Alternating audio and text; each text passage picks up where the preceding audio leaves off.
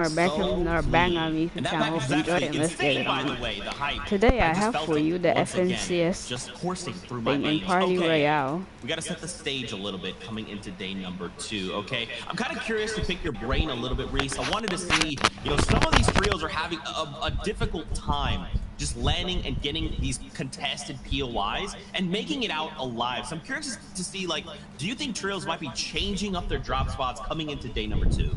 Yeah, I think if you look at the leaderboard, you have to think, right, if we're dropping, say, for example, the two teams currently in retail row, we've got Wolfie's team going against Kiko's team, both not performing too well in the leaderboards right now, both, I think, 20th all the way down to 33rd, I think, somewhere in that range. So they're basically going to have to think what we're going to change up in our strategy. And Wolfie's team, during the qualifier and also during the heats, have ended up dropping in dirty blocks and also steamy stacks. So you've got to think, if it's not working out for them so far in retail, maybe they go dirty and contest Thomas Flicker and Nas, or maybe even up to steamy and contest our current place leaders, which has potentially been alluded to on Twitter so far already by Wolfie. So could see some changes in drop spots today.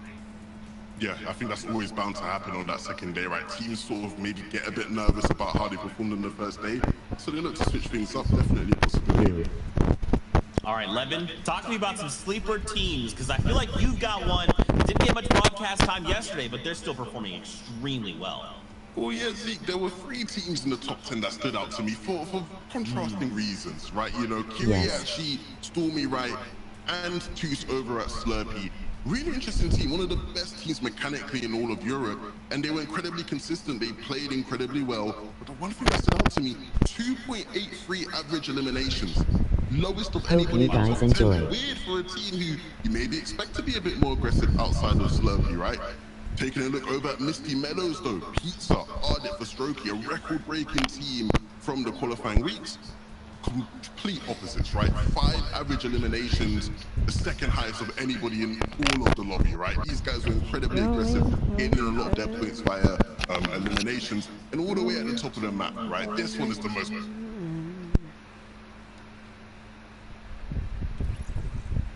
Now, they had no games in the top 10. That's like weird. How do you get top 10 without any games in the top 10? Crazy stuff. If they can be a bit more consistent, imagine where they could finish, right? Way higher than top 10 you'd expect. So be interested to see how these guys do out of Stealthy Stronghold. Absolutely. Now, boys, we got to talk about this, all right? Flick, Anas, Thomas HD, a trio we think can go all the way, but right now they're coming into day number 2 in 8. I mean, what do they need to do? What do they need to change up to climb these leaderboards? Well, the big thing... Oh, no, go ahead. Take away. Be my We're so excited. All I was going to really say about these guys is the big thing is that, they need to be a bit...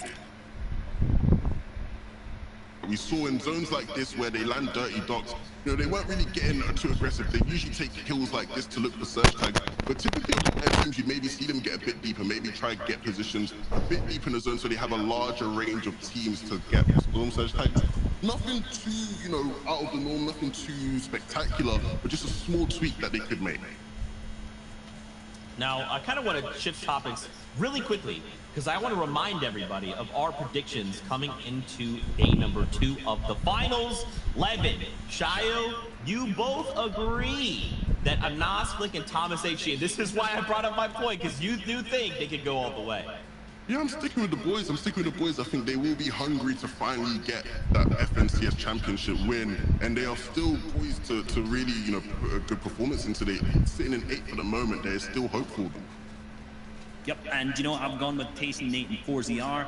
These guys have fixed all their mistakes, it seems, and into yesterday, when I spoke to Tayson, he said, as soon as we get Storm Surge, we are fine, and that's exactly what they did on day 1. They did have a little bit lower average eliminations than they normally would, so if today we see them with large pop-offs, this is going to be them climbing up the leaderboards, potentially looking for that championship again.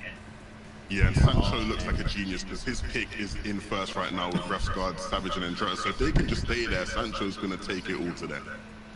Absolutely. Well, we're not wasting any more time. It's time to kick off the competition. We're going over to Sancho S and Shy Wager to start our day. This is the finale of the finals, the last day of a multi-week event. Whether you're in Party Royale, on the couch, or watching along with your friends, welcome to the European FNCS. Sancho, a slew of games to play today, $1.3 million on the line for EU as well. This is going to be insane.